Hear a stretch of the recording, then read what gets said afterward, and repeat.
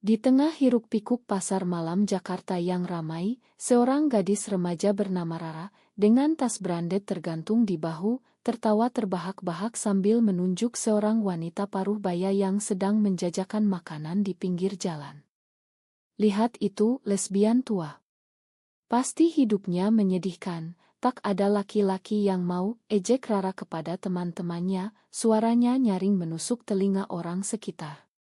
Tapi wanita itu, yang bernama Siti, mantan tentara yang pernah bertugas di perbatasan, hanya menatapnya sekilas dengan mata yang penuh rahasia, sebelum kembali fokus pada dagangannya, sebuah senyum tipis tersungging di bibirnya. Seolah tahu bahwa ejekan itu hanyalah awal dari badai yang akan datang. Rara, putri tunggal dari keluarga kaya raya di kawasan elite Jakarta Selatan, terbiasa mendapatkan segalanya dengan mudah. Ayahnya, seorang pengusaha sukses, selalu memanjakannya dengan mobil mewah dan liburan ke luar negeri, sementara ibunya sibuk dengan urusan sosialita. Tapi di balik kemewahan itu, Rara merasa kosong. Ia sering bergaul dengan kelompok remaja yang suka pesta dan gosip, mencari sensasi untuk mengisi kekosongan hatinya. Malam itu, setelah mengejek Siti, Rara pulang ke rumah dengan perasaan puas, tapi entah mengapa, wajah wanita itu terus terbayang di pikirannya. Kenapa dia tak marah? Apa dia benar-benar lesbian seperti yang orang bilang, gumam Rara sendirian di kamar mewahnya, sambil scrolling media sosial yang penuh dengan cerita-cerita tentang selebriti. Keesokan harinya, Rara terbangun dengan pesan misterius di ponselnya. Kau tak tahu apa-apa tentang hidupku. Kalau berani, datanglah ke alamat ini besok malam. Alamat itu mengarah ke sebuah kai kecil di pinggiran kota, tempat yang tak pernah disentuh oleh gadis seperti Rara. Rasa penasaran bercampur sombong membuatnya memutuskan untuk pergi. Ia mengenakan pakaian mahal, berharap bisa mengejek lagi dan membuktikan superioritasnya. Tapi saat tiba di kai, Siti sudah menunggu, duduk sendirian dengan secangkir kopi hitam. Duduklah, Rara. Aku tahu namamu dari temanmu yang ceroboh, kata Siti tenang, matanya menembus jiwa Rara yang tiba-tiba merasa tak nyaman. Percakapan mereka dimulai dengan dingin. Rara mencoba menyerang dengan kata-kata pedas, kau pasti kesepian ya, Mbak. Hidup tanpa suami, tanpa anak. Siti tersenyum tipis, kesepian.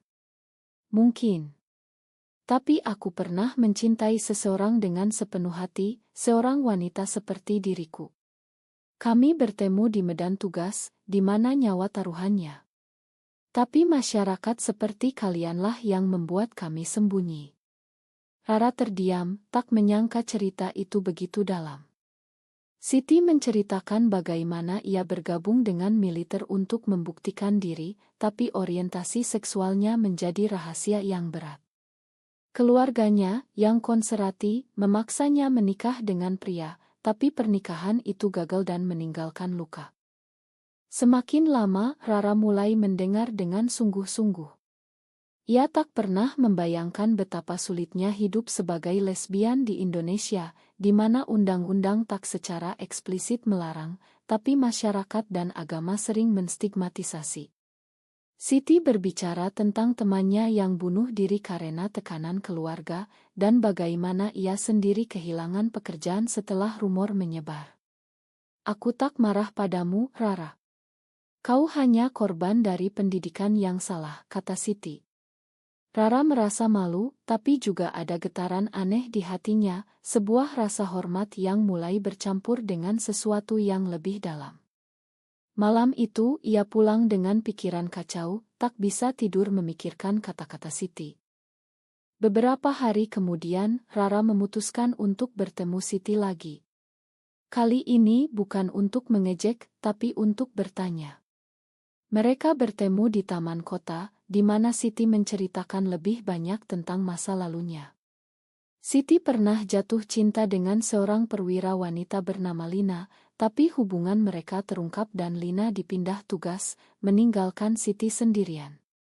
Aku memilih bertahan, Tapi itu artinya aku harus menyembunyikan diriku selamanya, cerita Siti dengan suara bergetar. Rara yang biasanya egois, mulai merasakan empati. Ia menceritakan tentang kehidupannya sendiri, tekanan dari ayah untuk kuliah di luar negeri, ibu yang selalu membandingkannya dengan anak orang lain. Aku merasa tak pernah benar-benar dicintai, akui Rara, air matanya menetes. Hubungan mereka mulai terjalin, seperti mentor dan murid, tapi ada ketegangan yang tak terucapkan. Rara sering datang ke warung Siti, membantu melayani pelanggan, meski teman-temannya mulai bergosip. Kau gila. Bergaul dengan lesbian, kata salah satu teman Rara. Tapi Rara tak peduli, ia merasa hidupnya mulai bermakna. Namun, konflik mulai muncul ketika ayah Rara mengetahui. Siapa wanita itu? Jangan dekat-dekat dengan orang seperti itu, bentak ayahnya, yang mendengar rumor dari tetangga. Rara membela Siti, tapi itu hanya membuat ayahnya marah besar. Kau mau jadi seperti dia? Itu dosa besar, tegas ayahnya, mengingatkan nilai-nilai agama keluarga. Rara terjebak di antara dua dunia. Di satu sisi, ia mulai menyadari perasaannya terhadap Siti bukan sekadar rasa hormat, ada tarikan emosional yang membuat hatinya berdegup kencang. Di sisi lain, tekanan keluarga dan masyarakat membuatnya ragu. Ia mulai membaca tentang LGBTQ di Indonesia, menemukan cerita-cerita tentang diskriminasi, dari raya polisi hingga penolakan keluarga. Apa aku juga seperti ini? Tanya Rara pada dirinya sendiri, merasa takut tapi juga bebas. Siti yang melihat perubahan itu memperingatkan, jangan terburu-buru, Rara. Ini bukan pilihan mudah.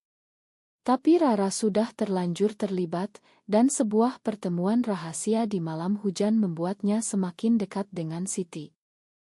Hujan deras mengguyur Jakarta saat Rara menyelinap keluar rumah untuk bertemu Siti di sebuah penginapan kecil. Bukan untuk apa-apa yang tak senonoh, tapi untuk berbicara panjang lebar tentang perasaan yang mulai tumbuh. Aku takut, Mbak. Tapi aku merasa bahagia saat bersamamu, akui Rara, tangannya gemetar. Siti memeluknya pelan, seperti seorang kakak, tapi ada getaran yang sama di hati Siti. Ini berbahaya, Rara. Keluargamu tak akan terima, kata Siti, mengingat pengalamannya sendiri. Mereka berbicara hingga larut malam, berbagi cerita tentang mimpi dan luka. Rara belajar bahwa Siti pernah diusir dari rumah setelah keluarganya tahu tentang Lina, dan kini hidup sendirian, bergantung pada warung kecilnya. Keesokan paginya, Rara kembali ke rumah dengan hati yang berbunga, tapi realitas menamparnya keras. Ibunya menemukan pesan di ponsel Rara dari Siti, dan ledakan amarah pun terjadi. Kau gila. Bergaul dengan wanita seperti itu. Apa kata tetangga, jerit ibunya, sementara ayahnya mengancam untuk memotong semua asilitas. Rara membela diri, dia baik, Bu. Dia mengajariku banyak hal. Tapi orang tuanya tak mau dengar. Mereka bahkan mengundang seorang ustadz untuk menasihati Rara tentang dosa homoseksualitas. Ini penyimpangan, nak. Kau harus menikah dengan pria baik, kata ustadz itu, membuat Rara merasa terpojok. Konflik semakin dalam ketika teman-teman Rara mulai menjauh. Salah satu temannya, yang iri dengan perubahan Rara, menyebarkan rumor di sekolah bahwa Rara terpengaruh oleh Siti. Dia pasti sudah jadi lesbian juga, bisik-bisik mereka. Rara merasa terisolasi, tapi itu justru membuatnya lebih dekat dengan Siti. Mereka bertemu diam-diam, berbagi makanan dan cerita. Siti menceritakan bagaimana ia bergabung dengan komunitas bawah tanah di Jakarta, di mana mereka saling mendukung tapi selalu waspada terhadap Raya. Kami tak minta apa-apa selain hidup damai, kata Siti. Rara mulai ikut pertemuan itu, bertemu wanita-wanita lain yang punya cerita serupa, dan itu membuka matanya terhadap ketidakadilan sosial. Tapi pengkhianatan datang dari orang terdekat.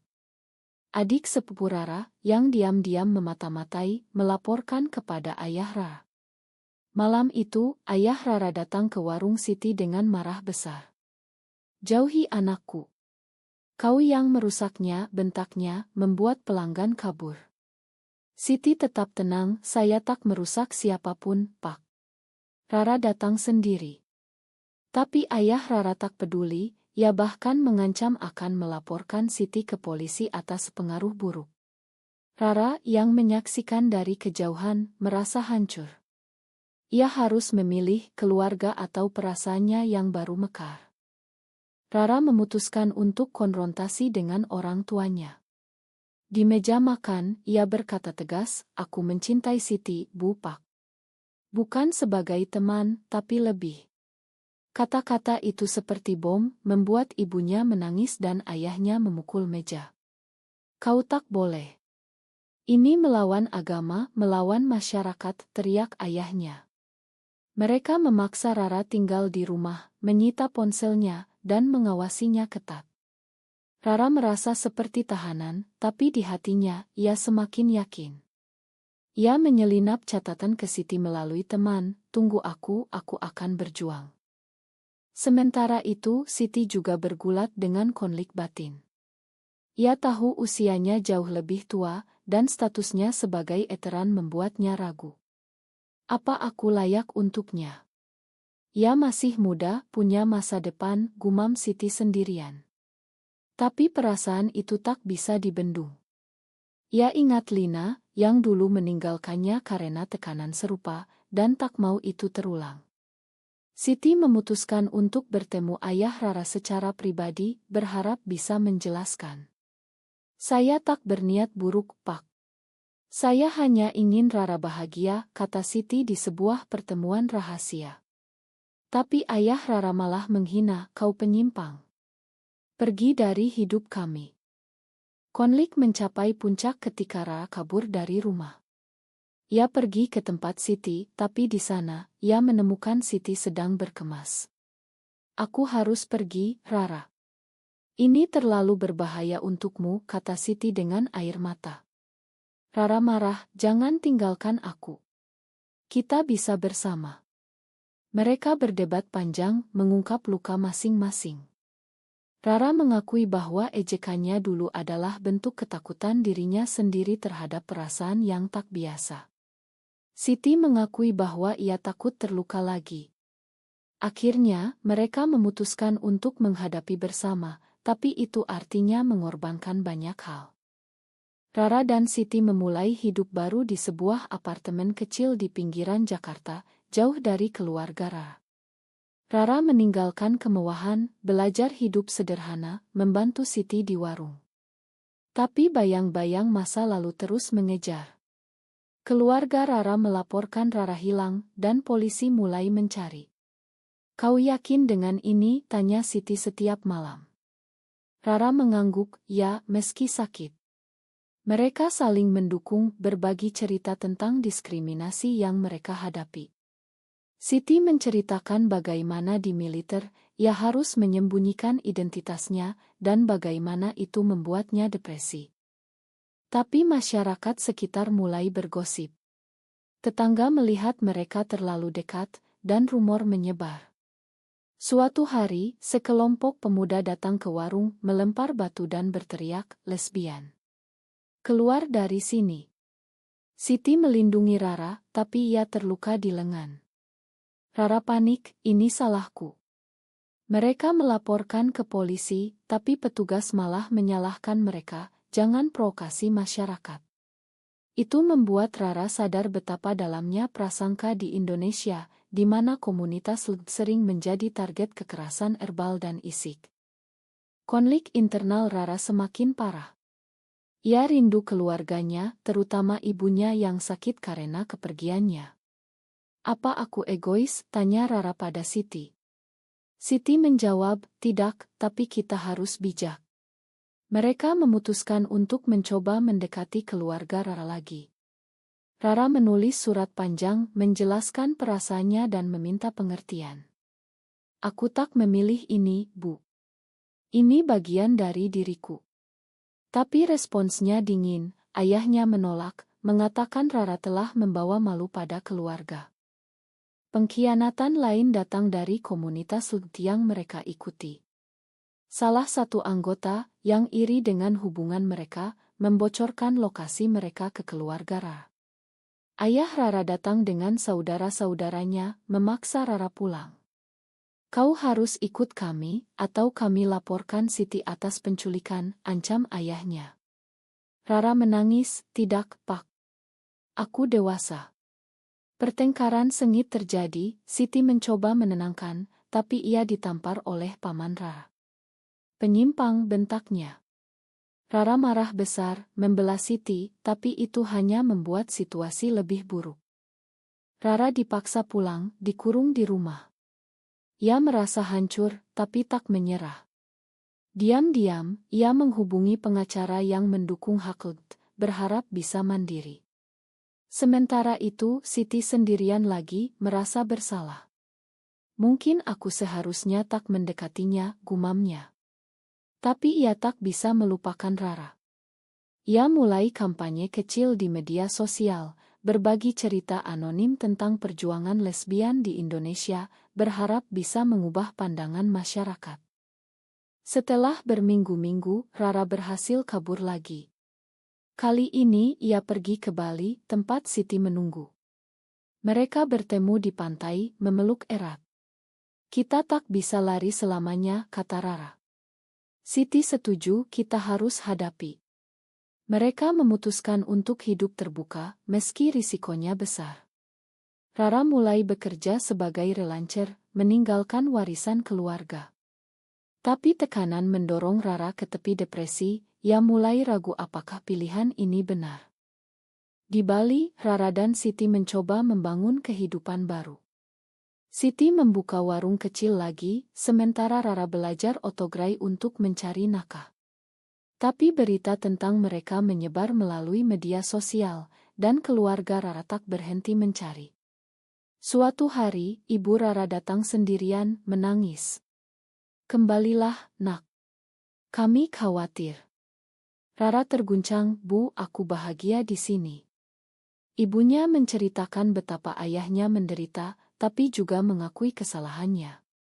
"Mungkin kami terlalu keras." Pertemuan itu membuka pintu rekonsiliasi, tapi ayah Rara masih menolak. Konflik mencapai klimaks ketika sebuah kelompok anti-LGBT menyerang warung mereka. Mereka melempar telur dan berteriak slogan kebencian. Siti terluka parah, harus dirawat di rumah sakit. Rara di sampingnya, menangis, "Ini harga yang harus kita bayar." Siti mengangguk lemah, "Ya, tapi itu layak jika kita bisa mengubah satu orang saja." Kejadian itu menjadi berita lokal, dan dukungan datang dari komunitas online. Banyak yang membela mereka, tapi juga banyak yang menghujat. Rara memutuskan untuk berbicara terbuka. Ia membuat video di YouTube, menceritakan kisahnya dari ejekan awal hingga cinta yang tumbuh. "Aku dulu membenci apa yang tak ku mengerti. Kini, aku belajar mencintai." Video itu viral, membawa dukungan tapi juga ancaman. Ayah Rara melihatnya, dan hati nuraninya terguncang. Ia mengingat masa mudanya, ketika ia pernah berteman dengan orang yang berbeda. Akhirnya, ia datang ke Bali, bertemu Rara. "Aku tak setuju, tapi kau anakku," katanya dengan suara bergetar. Rekonsiliasi tak mudah. Ayah Rara meminta Siti pergi, tapi Rara menolak. "Dia bagian dari hidupku, Pak." Mereka berdebat panjang, mengungkap maut-hunch, apakah cinta ini dosa atau hak asasi. Ayah Rara akhirnya setuju untuk memberi waktu, tapi dengan syarat Rara kembali ke Jakarta untuk kuliah. Rara ragu, "Aku tak mau tinggalkan Siti." Siti mendorong, "Pergilah, ini untuk masa depanmu." Pengorbanan itu menyakitkan, tapi Rara setuju, berjanji akan kembali. Di Jakarta, Rara kuliah sambil bekerja paruh waktu. Ia tetap kontak dengan Siti, tapi jarak membuatnya kesepian. Teman-teman lamanya kembali mendekat, tapi kini dengan rasa hormat. Salah satunya mengakui, "Kau berani, Ra."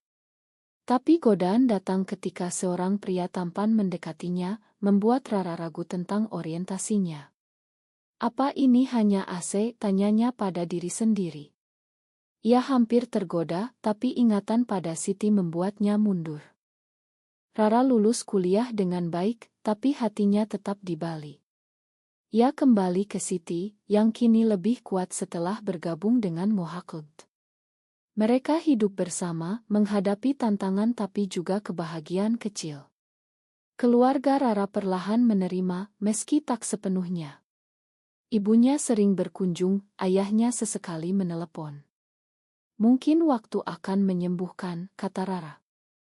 Tapi kisah mereka tak berakhir bahagia sempurna. Suatu hari, Siti didiagnosis penyakit kronis akibat luka lama dari militer. Rara merawatnya dengan setia, tapi itu menguji komitmen mereka. "Apa aku layak untukmu?" tanya Siti lemah. Rara menjawab, "Selamanya." Pengorbanan itu membuat Rara dewasa, belajar bahwa cinta sejati penuh pengorbanan. Di akhir perjalanan, Rara merefleksikan semuanya, dari ejekan bodoh hingga cinta yang mengubah hidup. Ia menulis buku tentang pengalamannya, berharap bisa menginspirasi orang lain. Masyarakat Indonesia masih penuh prasangka, tapi perubahan kecil mulai terlihat. Rara dan Siti menjadi simbol perjuangan, meski harus bayar mahal. Apakah mencintai seseorang dengan jenis kelamin sama selalu salah, atau itu hak setiap manusia untuk memilih jalan hatinya sendiri?